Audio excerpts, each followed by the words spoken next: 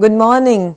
So, we recently finished our new Hollywood period. New Hollywood cinema was skeptical, right? It's skeptical of American policies. It told us that, look, there is something very wrong with the American society, its politics, and therefore we need new themes, new ways of telling stories, new kinds of heroes. But what did cinema of the 80s do to us? It took us back to the pre-new wave cinema, where we were told that, look, America is still the superpower and the war in Vietnam can still be won. And therefore we have all those Rambo movies and movies like Commando, where the enemy is always the other. Notice the race. Okay, enemy is not within. In new Hollywood cinema, enemy is within. Did you note that? In new Hollywood cinema, they are not fighting a war against others. Even when they are interrogating the Vietnam War, it is given, the perspective is also given from the other point of view. Okay, it's not just an out and out aggressive American point of view that we are looking at. But when you look at cinema of Sylvester Stallone or Schwarzenegger, or even a film like RoboCop, what are they doing? That America is taking over the world. That's a very strong message that comes across. And after that, we gradually, so 80s over, and then we gradually move towards the 90s. So that's the cinema we are interested in, the postmodern cinema. And then we will also talk about various kinds of cinema, not just Hollywood. So please feel free to give your interpretations or opinions as I go on. So just revising something that we must have already done.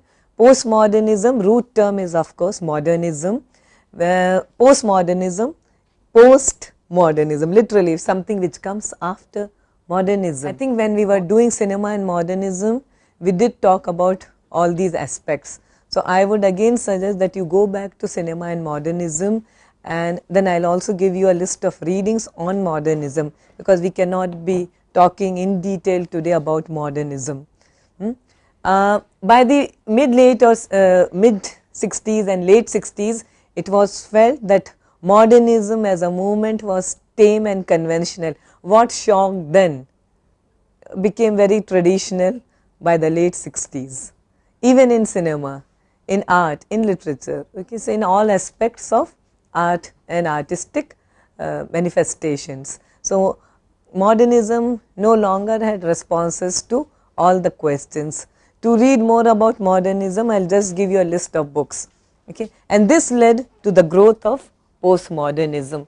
Now this is one book that I strongly recommend, Malcolm Bradbury's and James McFarlane, Modernism. It's a 1976 book. I think, Ranjit, it could be of use to you. It has all aspects of culture. Raymond Williams, if you are interested in culture studies. And then you have this book called 5 Faces of Modernity, Modernism, Avant-Garde, Decadence, Kitsch and Postmodernism. This is by Matti Kalinisco.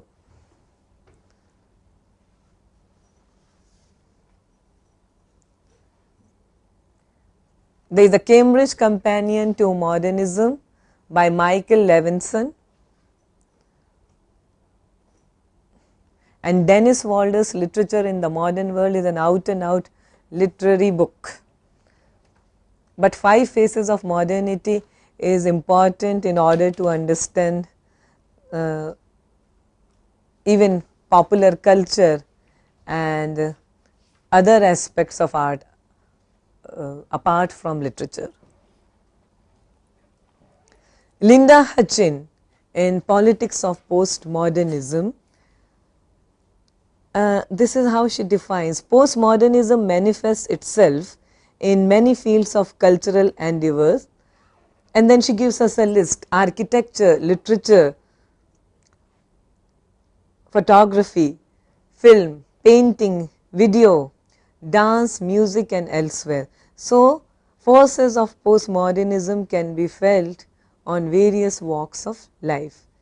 She goes on, in general terms it takes the form of self-conscious, self-contradictory and self-undermining statement. Please note down these three terms. Self-conscious. Postmodern art is highly self-conscious, self-referential, aware of itself. Some of the movies that I am going to discuss today are extremely self-conscious, self-contradictory. So, postmodernism accepts that the world around us is contradictory and fragmented. Those are the key features. In fact, if you want to look at postmodernism and spaces, postmodernism is more centered on fragmented spaces than fragmented time. You know, spatial fragmentation is more important. Perhaps it could be of use to you. David Harvey's book is important, you know, fragmented spatialities.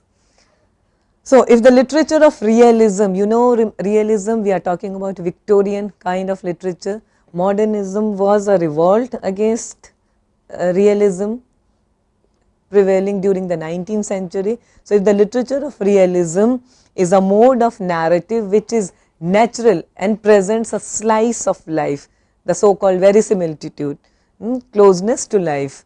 Postmodernism or postmodernist literature is a case against realism. And two terms again, those are Bakhtinian terms that you should know, dialogic and heteroglossic. Are you aware of that, Tara? Dialogic and heteroglossic as opposed to monologic. Can anyone explain that to me? Sandeep?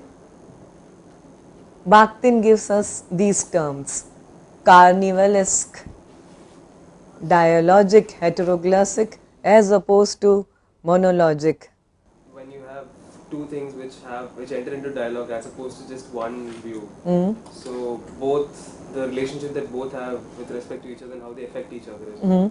So if it's A and B, A has an effect on B and B also has an effect on A. Okay, so mono, single, okay, single perspective, single tongue, single word, as opposed to dialogic. So it's not, it's literally having a dialogue, no? There has to be two or more than one person to have a dialogue. Hetero, many tongues, many words, multiple perspectives, in other words. So there is a necessity for having a dialogic, heteroglossic perspective as opposed to monologic discourse. And carnival, what's a carnival according to you?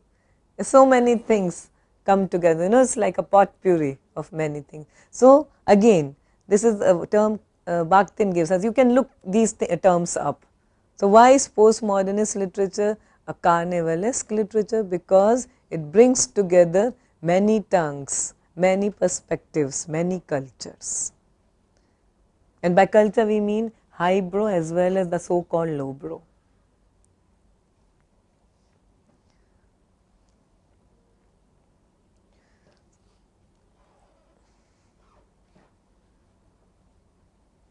Now, historically, the setting point for postmodernism is 1968, at least in literature, although it must have made its presence felt even earlier. But then more forcefully we realize we have recognized the exact period as 1968 when Stephen Spender called it the year of the young rebels.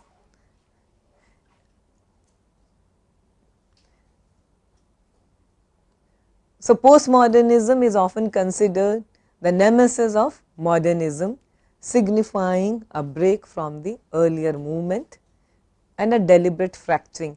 Now you look at cinema of the mid 60s, late 60s, 68, you know all these things, you know the major films made in that period, don't you? You also know cinema made during the so called modernist period. Okay, can you take a moment and think about those films which were made during the so-called modernist period, and then look at cinema of the 60s, late 60s. What were they making in 68? The year of the young rebels, Easy Rider. The breakthrough movie, Bonnie and Clyde. And then subsequently all those films that we have been talking about. Remember the list? Can you just help me recall, Sandeep? The list?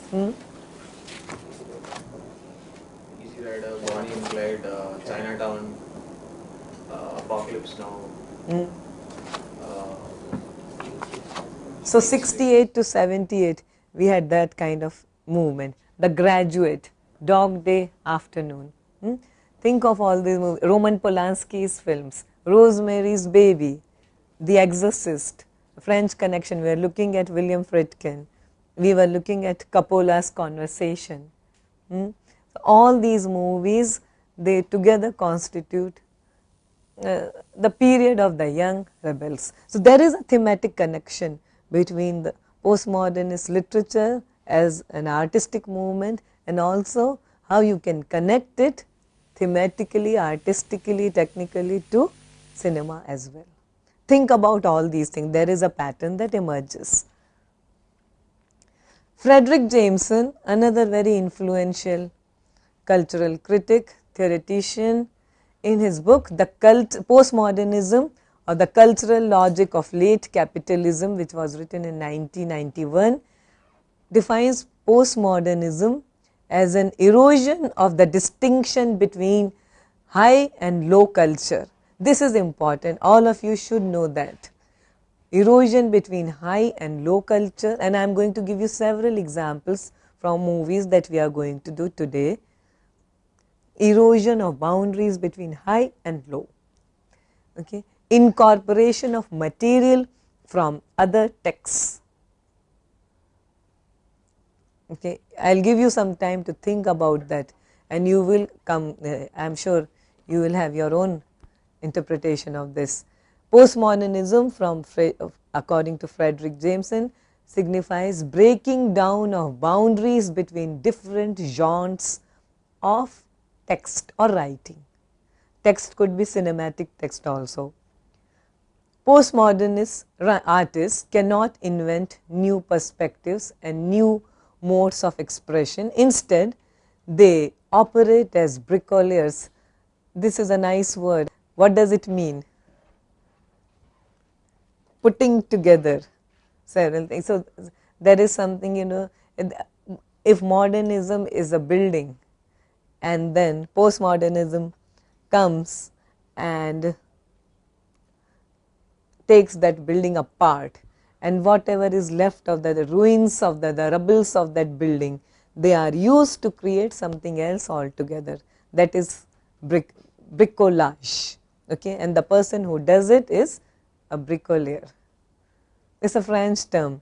Look it up. It is very interesting to understand. So a postmodern artist, in other words, is a bricoleur who puts together fragments of different narratives. Can you, if you look at all these examples and quoting from different texts, would you call Tarantino a bricoleur? Cinema of Tarantino, a kind of bricolage? How many of you remember the opening scene of Reservoir Dogs? Tell me, what is it about? What are they talking about? High culture, low culture? Yeah, they talk about American culture and how like, you know, tipping and their restaurant system works, and how people earn money through tips and tipping the waitress. That's one thing. Another, Sandeep, do you remember something else they talk about? they talk about pop culture, about that song of Madonna. Which song is that? Madonna's Like a Virgin. And then they deconstruct the entire song. Okay. So discussing, totally deconstructing a Madonna song. For no reason. It's just a couple of guys sitting together talking, and the camera pans around them. So What is Tarantino doing there? Referencing the pop culture, certain key cultural aspects of American society and bringing everything together. There is one point when there is a Mexican standoff. Remember, that's Tarantino's favorite device. In every movie of his, he uses the Mexican standoff scene. A shot is always there. Especially, I think he follows, or perhaps it's the other way around, John Woo follows him. So, in every John Woo movie, there is a Mexican standoff scene. That's a standard shot in Tarantino as well. So, Michael Madsen's character, if I remember it correctly, he calls Harvey Keitel. That's a Lee Marvin character. I don't know if you remember that, but I watched the movie quite recently, and Michael Madsen calls Harvey Keitel, oh, this is a Lee Marvin again, among us guys. Okay. And you remember what is Lee Marvin known for? Lee Marvin is known for playing those tough, macho kind, hyper masculine kind of guy. So that's so references to popular culture. We'll look at other movie also, some other films also, where there is a mix of both high as well as pop culture. Frederick Jameson further says that postmodernists recycle previous works and styles. Recycling of previous works and styles. There will be blood. It's a recycling of what? What genre? Typical Western. But is this Western hero the John Wayne kind of hero? No. There is a reinterpretation of the Western myth. No? So that's so the recycling genres, recycling previous styles. No Country for Old Men. Again, reworking of a Western genre. Have you watched the movie No Country for Old Men? Please do watch it as your essential viewing.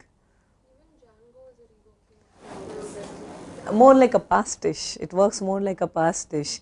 But No Country for Old Men and There Will Be Blood. A serious political look at that genre of Western. After all, what is Western all about?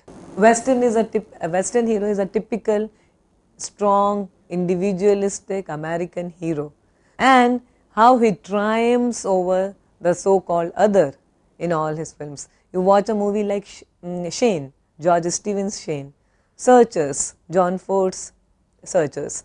Now what happens? The hero is always victorious, a lone ranger, but emerges victorious in the end, rides away into the sunset. He is essentially a lone ranger. But how do these two men end up? Daniel Plainview in There Will Be Blood. Yes? They are like an anti-hero.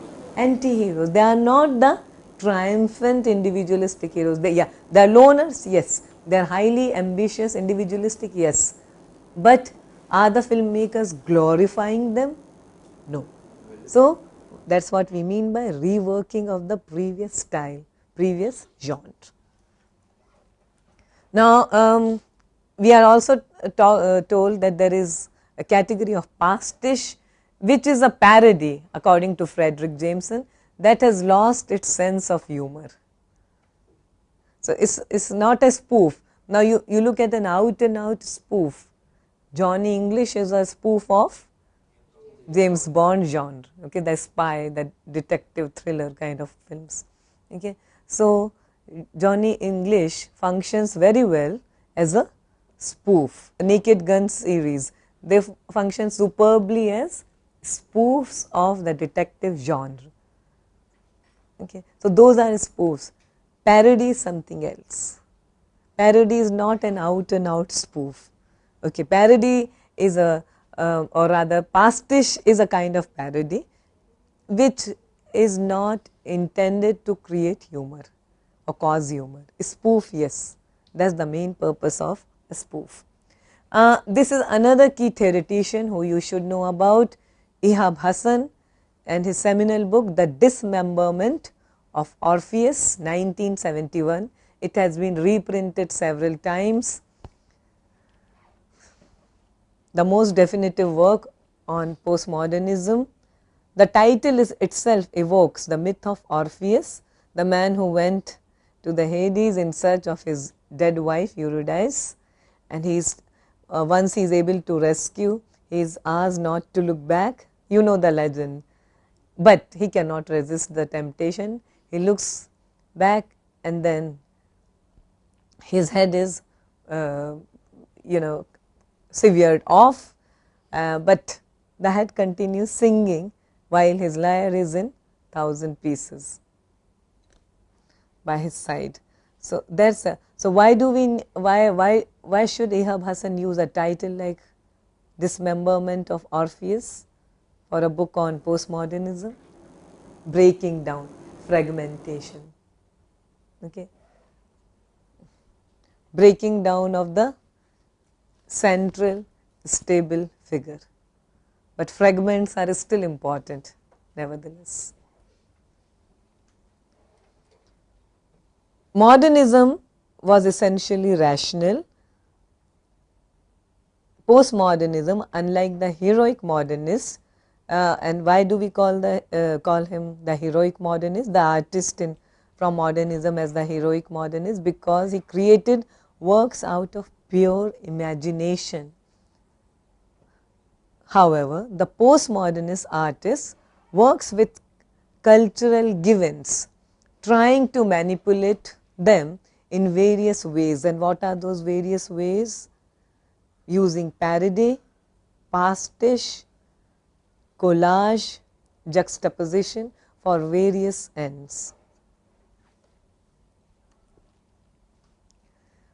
Ehab Hassan gives us a definitive list where he distinguishes between modernism on one hand and postmodernism on the other. Okay. So, it is a long list, perhaps you would like to look at it. I can give you very few pointers from there. For example, he calls modernism characterized by romanticism and symbolism, whereas postmodernism is more Dadaist, more anarchic. There is form in modernism, the postmodernism is anti-form. There is design in modernism, whereas postmodernism happens by chance. That is the idea given. Logos, words, is important in modernism. Postmodernism characterized by silence. You read Samuel Beckett's works and you will find how silent his plays are. I am not just talking about Waiting for Godot. There are other plays also. Harold Pinter is a master of silence. He has even written a play called Silence, because there is nothing left to say anymore. Postmodernism believes in anarchy, whereas in modernism we had hierarchies. Modernism believed in having a finished work, complete work, whereas for postmodernism everything is a work in progress. Think a movie like Synecdoche in New York. It is very abstract. Who directed it? Kaufman brothers, I mean authors. The signature style is all over the movie. You do not even have to look for the name of the authors there. You know that it has to be brothers Kaufman at work here, Synecdoche in New York. So, it is a long list where Ehab Hassan talks about the major distinctions between postmodernism and modernism. The key words, as we have already seen, and you must remember, modernism is focused on determinacy, trying to give some stability, some meaning, whereas postmodernism talks about indeterminacy. That brings us to the category of postmodern cinema, and basically is characterized by delegitimation of authority, which leads to indeterminacy and again erosion of a central idea of stability, of a structured order. Key features of postmodern cinema: fragmented editing style, See, Godard started it when he gave us the idea of jump cut. Okay, and jump cut was so well suited to the fragmented times that by the time we came to Easy Rider and Bonnie and Clyde and other movies of that period, it had become a de rigueur of the period. So, fragmented editing style. Now it has become all faddish, very fashionable, MTV style cutting. But there is no subtext there, there is no political subtext there, it is just like it is a fad, you know, it gives an impression of pace, okay, everything is moving on very fast. So, therefore, we need that kind of cutting. So, it is a fashionable trend, it has got nothing to say about your society or about your cultural scene. Nonlinear narrative, another important feature of postmodernist cinema. Think modernism, think Gigavartov's cinema. Remember, man with a movie camera, he is on the streets taking, but you know, he looks at some kind of a period, morning to night. Okay, so there is a sense of linearity. Okay, Charlie Chaplin's cinema. Okay, there is a plot. Okay, there is a serious, linear, coherent plot, whereas all that is all that goes for a toss in postmodernist cinema. Hyperlink and hyperlink stories. Hyperlink, can you give me some example of? Amores Perros. Let them hear. Amores Perros. Amores Perros. Are you familiar with this? Who directed it? Inarritu. Inarritu.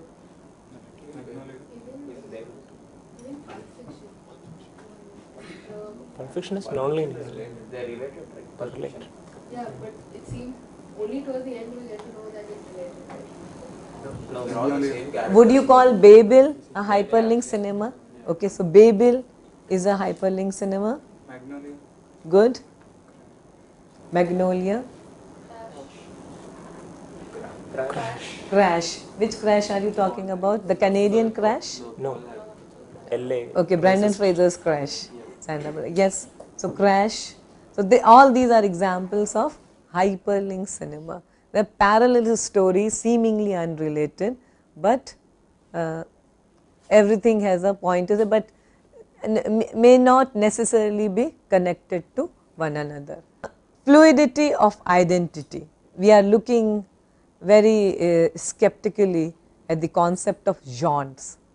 Okay, what are genres? I mean, I am going to do Pulp Fiction with you soon, and then I will ask you a question, does this movie have a genre? We have something like genre bending and genre blending. So, does Pulp Fiction have a genre? That is your homework, okay? Do it for tomorrow. Then, intertextuality we have already talked about, allusions and quotations.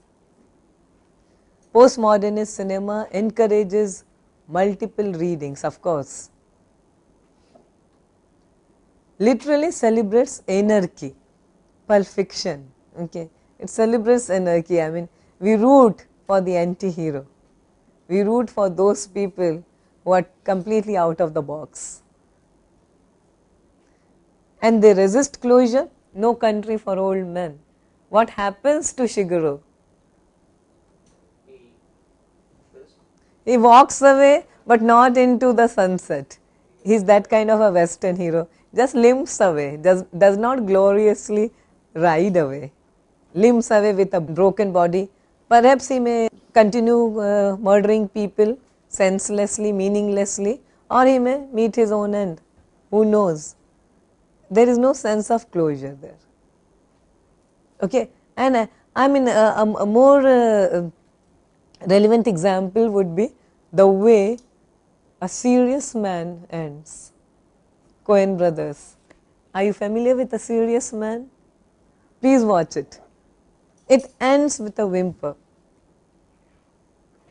Tremendous movie, hilarious, okay. It has wonderful lines, magnificently acted. But when it ends, you feel, I mean, we weren't expecting this. resists closure completely. So watch it, A Serious Man by Coen brothers. I mean Coen brothers, Tarantino, Paul Thomas Anderson, you can look at these names as key people who have spearheaded the movement of postmodernism, at least contemporary postmodernism, the way we understand it today. This is another concept that you should be familiar with, Chinese box structure in postmodernist texts. So, the focus is on skewed and distorted narratives, subject to abrupt shifts and transformations, and ambiguous about its boundaries. Think of The Big Lebowski, if you haven't already watched the movie, and it fits all these characteristics. So, a Chinese box structure in a text suspends normal categories of time and space, social and rational categories which are built up in everyday architecture and behavior, to become irrational and quite literally impossible to figure out.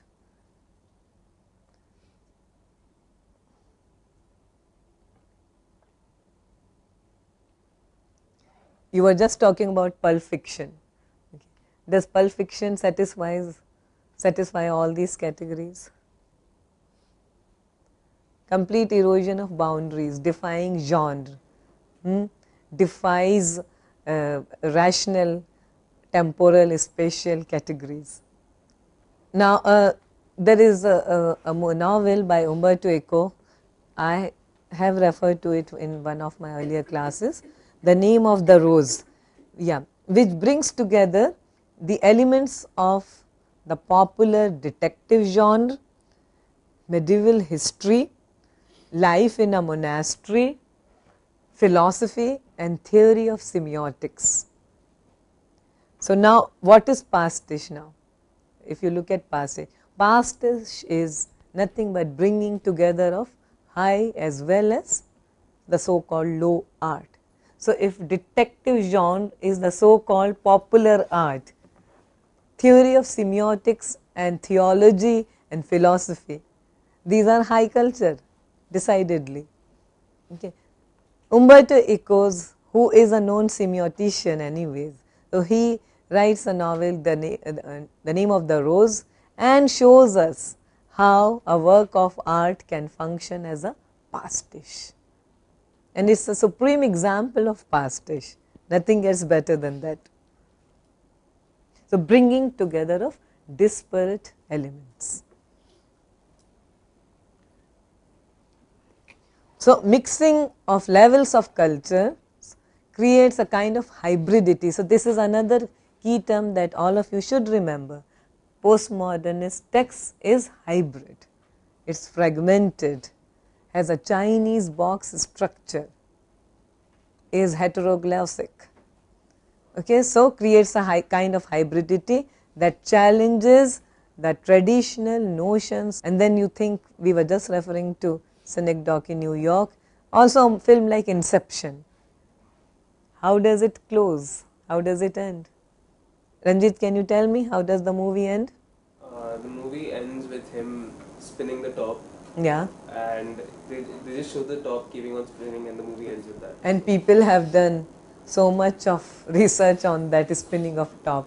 What does it suggest? Does he live on or is he dead? How many of you think that DiCaprio character is alive at the end? And half of you think that maybe you didn't watch the movie at all. It's very ambiguous.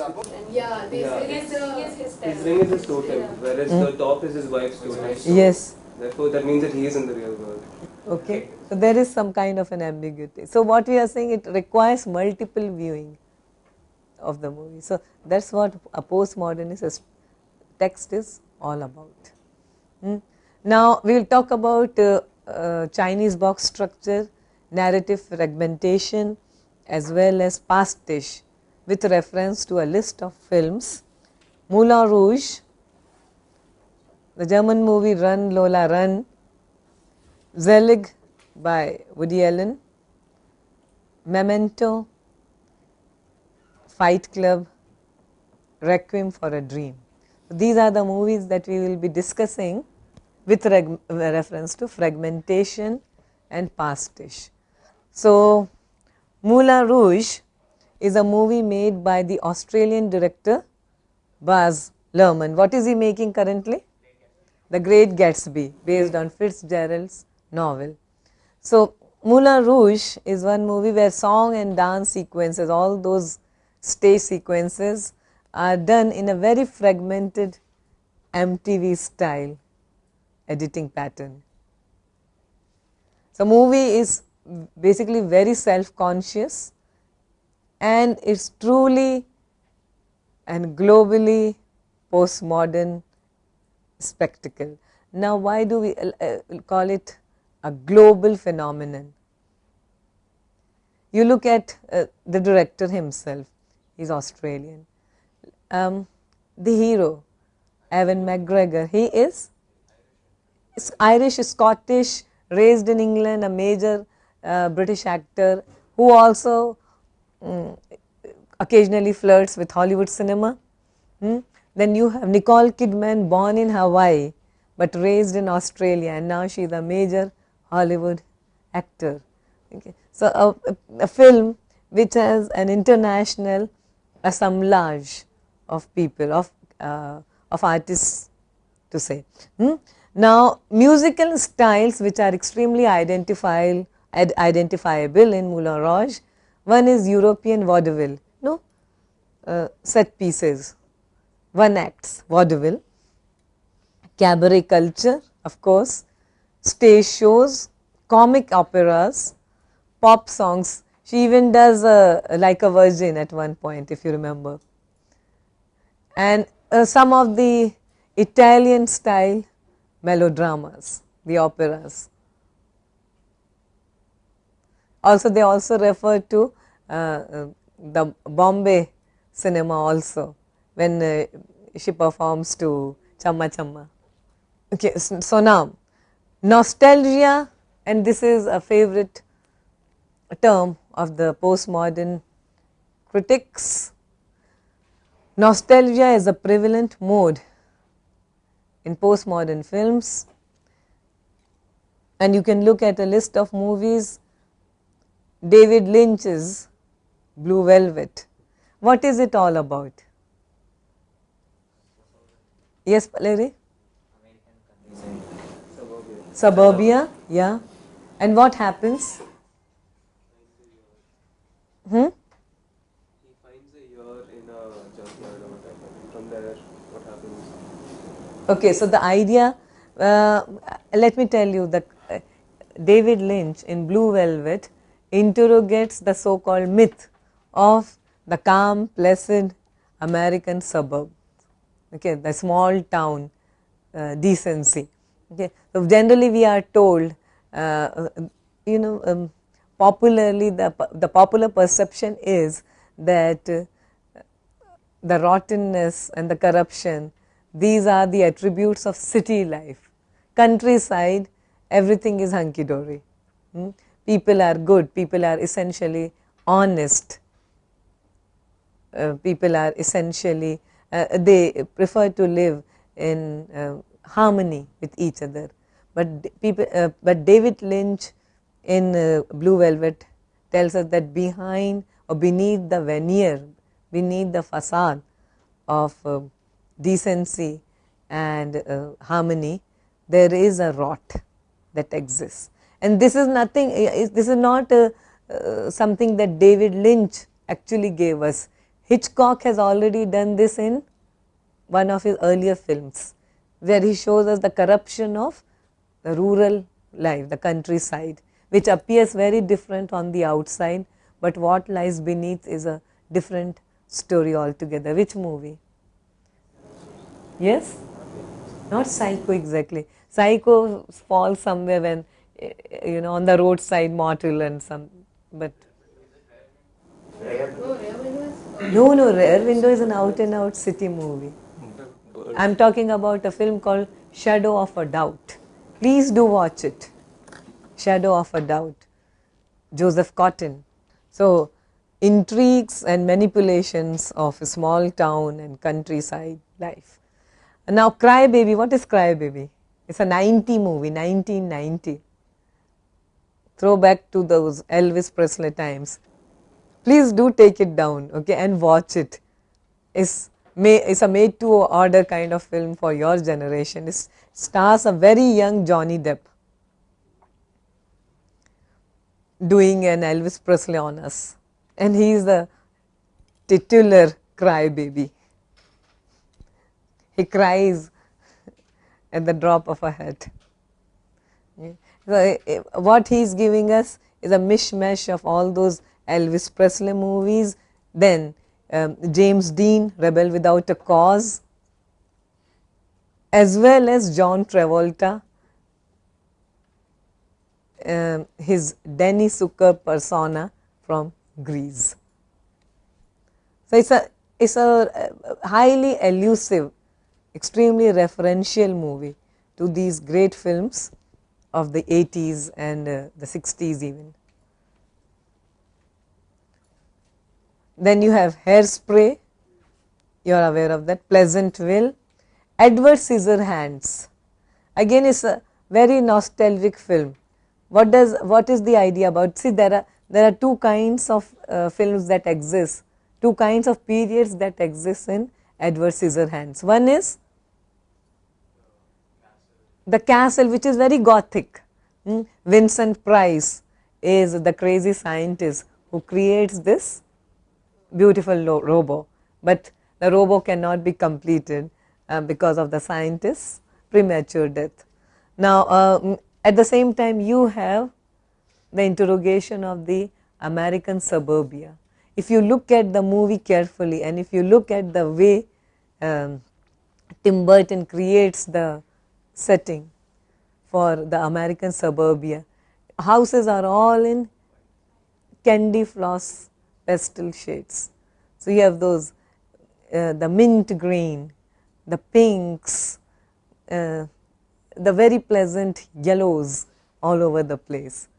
The idea is that countryside, the suburbs are calm, placid places, but are they?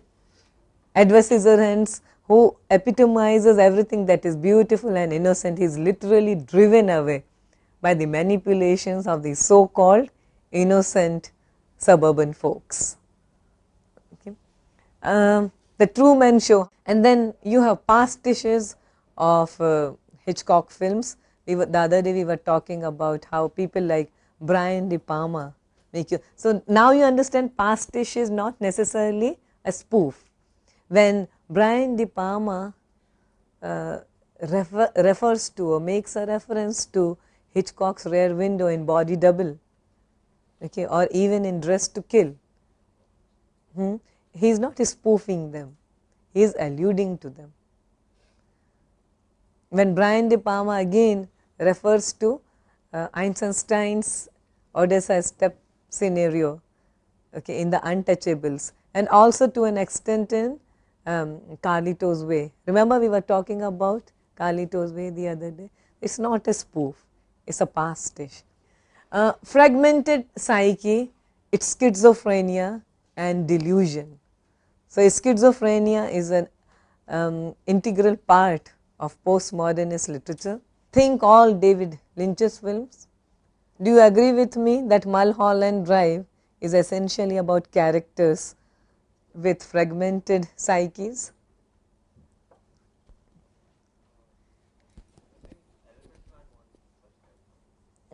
Exception.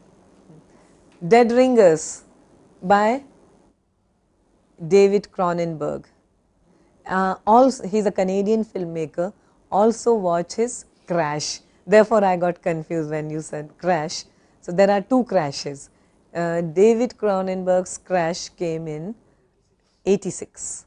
The Hollywood Crash was maybe the 2000s.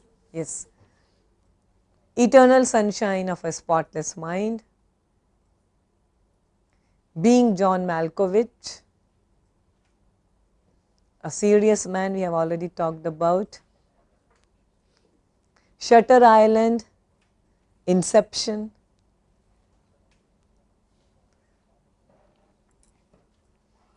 The list goes on. Postmodern cinema also resists closure. And then you have several examples: Pulp Fiction, The Blade Runner. We really don't know if Harrison Ford character is a robo or not. What is the term that they use? Replicant. Yes. Is he a replicant or not? We are not very sure. Natural born killers. Run Lola run. I mean, how does it end? We are told that it's a happy ending, but is it? Because he gives us different endings at different time. He gives us so many endings. It's up to us to choose.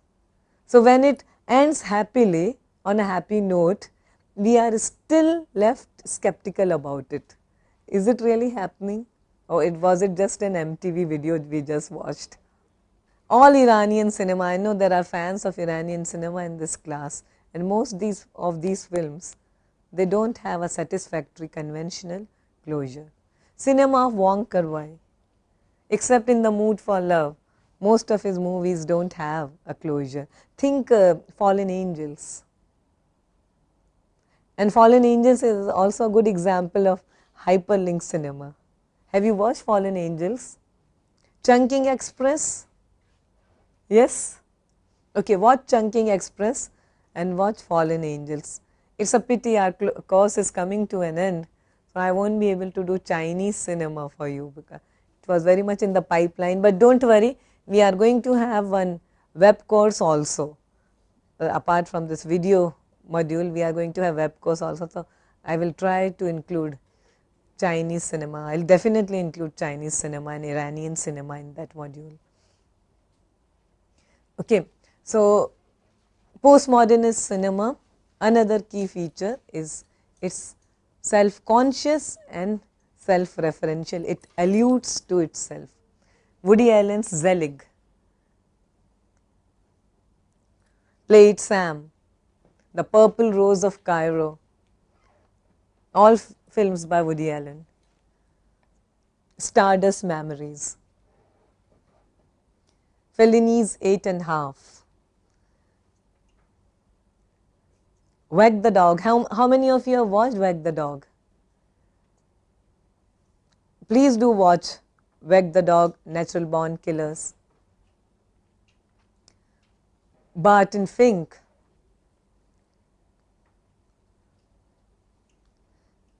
are you familiar with Tim Burton's Edward?